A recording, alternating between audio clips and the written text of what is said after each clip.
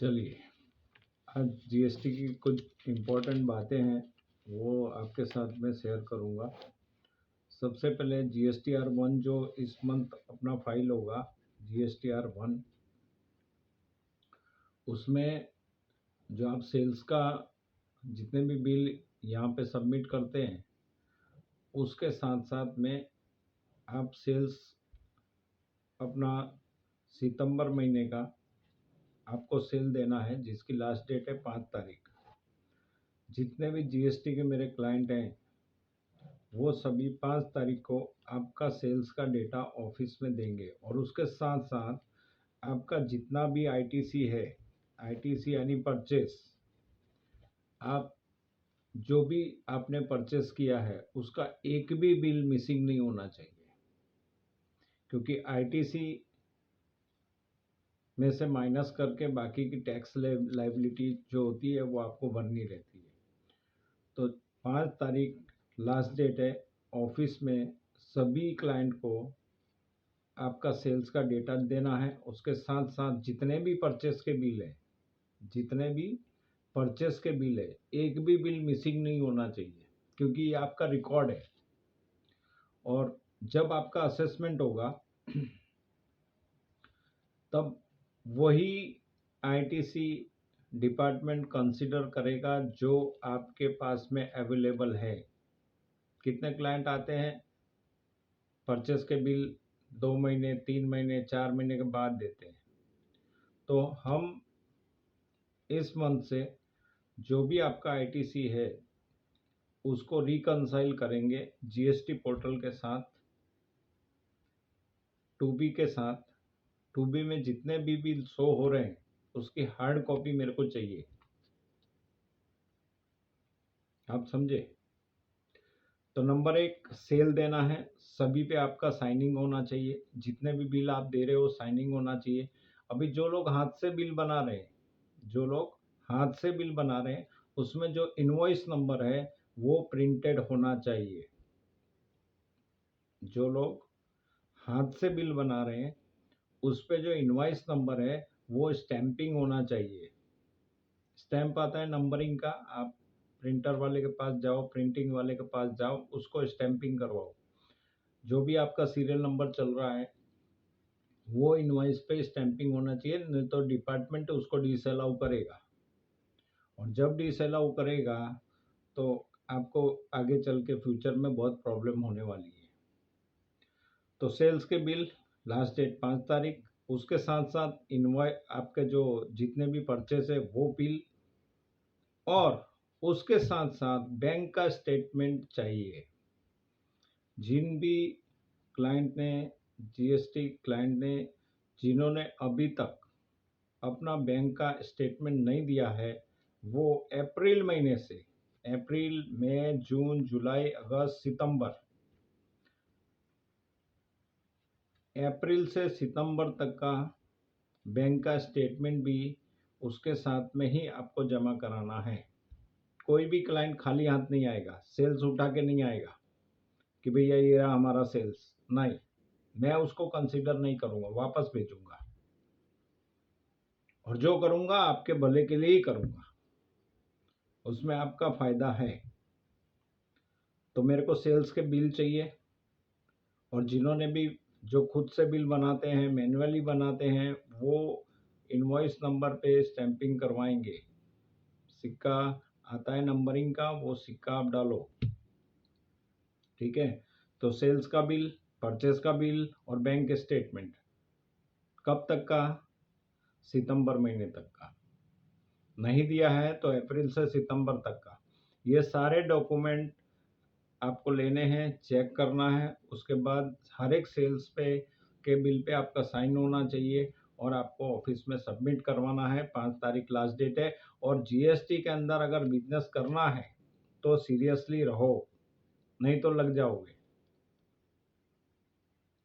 कितने लोग, और इसको बहुत ही सीरियसली लेना आप लोग, मैं आपको क्लियरली बोल देता हूँ। और जैसी अभी से हैबिट डालोगे वैसी आपकी हैबिट पड़ने वाली है। रिटर्न तो फाइल करना ही है, तो लेट क्यों करना? अगर यहाँ ऑफिस में डॉक्यूमेंट देना ही है तो लेट क्यों देना, लेट रिटर्न फाइल क्यों करना? क्योंकि GSTR 1 जिसमें आपका सेल्स का डेटा जाता है, वो अगर 11 तारीख लास्ट डेट है और 11 तारीख के बाद आपका अगर रिटर्न फाइल होता है, तो सामने वाले को ITC ये 20 को मिलना चाहिए, वो अगले महीने की 20 को मिलेगा, वो सामने वाला पार्टी आपका पेमेंट रोक देगा। आपकी GST के अंदर जो प्रॉब्लम है यहाँ से स्टार्ट हो जाएगी। और साथ ही साथ बैंक का स्टेटमेंट तो भूलना ही नहीं, हर महीने सेल्स के साथ परचेस, उसके साथ में बैंक का स्टेटमेंट आपको यहाँ ऑफिस में देना है।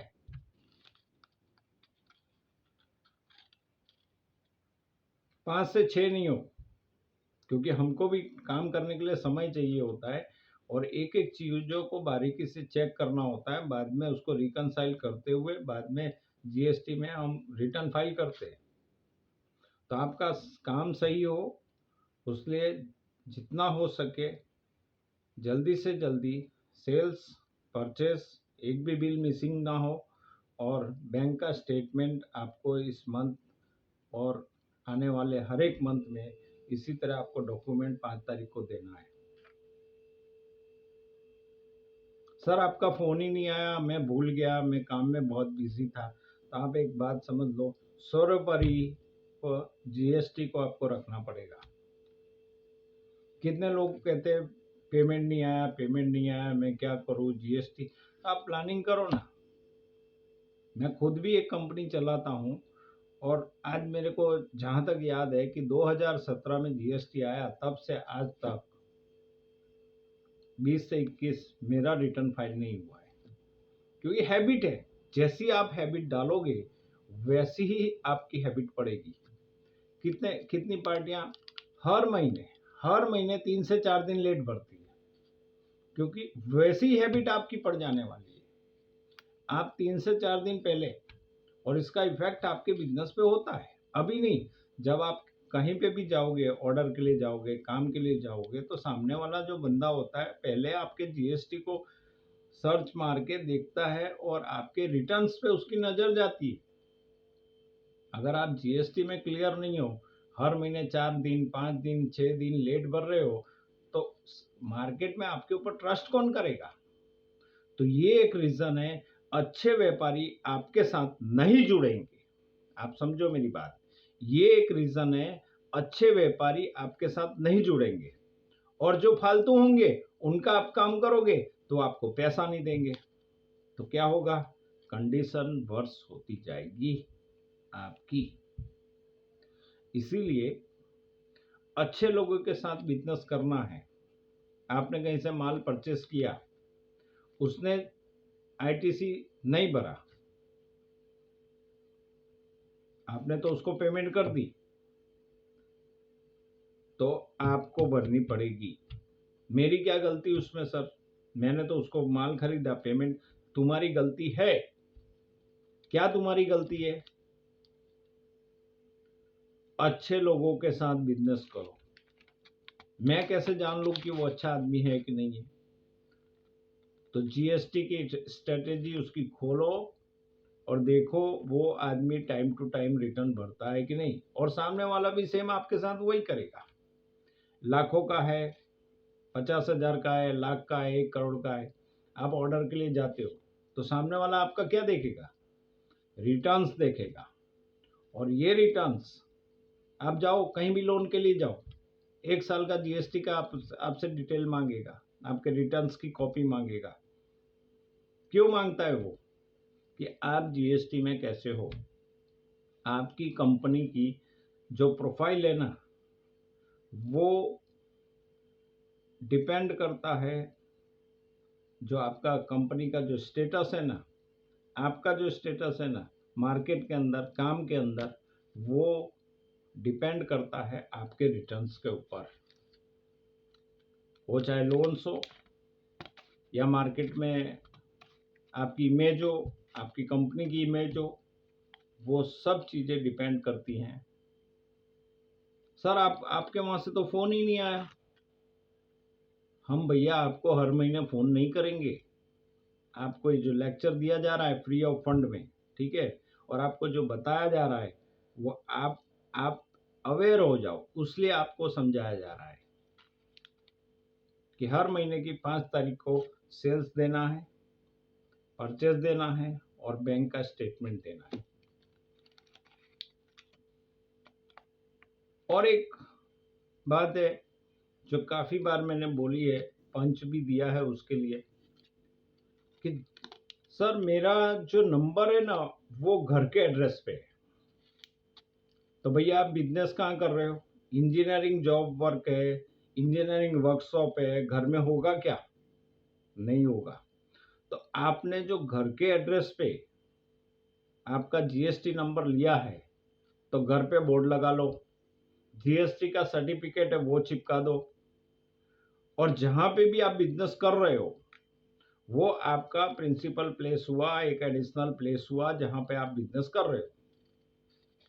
ध्यान से सुन लेना, क्योंकि काफ़ी जीएसटी में ऐसे क्लाइंट हैं जिन्होंने अभी तक ये चीज़ नहीं करवाई है। तो जीएसटी में उसको अमेंडमेंट करना पड़ेगा, आपके उस एड्रेस को अपडेट करना पड़ेगा। अगर आपने ऐसा नहीं किया और जीएसटी ऑफिसर आया तो इमीडिएटली 50,000 रुपये का दंड है, या तो आपका नंबर सस्पेंड करेगा, क्योंकि आप एक ऑफेंस कर रहे हो। आप दूसरी जगह पे बिजनेस तो कर रहे हो पर आपने गवर्नमेंट को उसके बारे में इंफॉर्मेशन नहीं दी, तो एक ऑफेंस का केस बनता है आपके ऊपर। और इसीलिए जितने भी क्लाइंट है जिन्होंने अपना एड्रेस चेंज किया है या एड्रेस वही है, वहां पे भी कंपनी है, दूसरी जगह भी कंपनी चालू की है, तो आपको ऑफिस में मिलो आके, वहाँ का रेंट एग्रीमेंट, वहाँ का वेरा पावती, वहाँ का वेरा रिसिप्ट, वहाँ का लाइट बिल, ये सारे डॉक्यूमेंट लाके अपने एड्रेस को अमेंडमेंट करो, जीएसटी में चेंज करो कि भाई हाँ मेरी यहाँ पे भी कंपनी है, वहाँ पे भी कंपनी है, वहाँ पे भी कंपनी है, मेरे 3 ब्रांच है, लेकिन वो आपको वहाँ पे दिखाना पड़ेगा। इस बात को आप नोट कर लेना, ये जो मैं बता रहा हूँ इस बात को नोट कर लेना, और जिन्होंने भी अपना एड्रेस अमेंडमेंट नहीं करवाया है वो करवा लेना, क्योंकि फिर दौड़ते हुए लोग मेरे पास आते हैं, साहब जीएसटी वाले आए, मेरे को पकड़ा, मैं क्या करूं। तो जब समय रहते अगर आपको बताया जाता है तो आपको उसके ऊपर अमल करके और इसको ठीक करना है। तो आज के लिए इतना ही। 5 तारीख GSTR 1, साथ में सेल्स और परचेस और बैंक का स्टेटमेंट, यह आपको हर महीने ऑफिस में 5 तारीख को जमा करवाना है।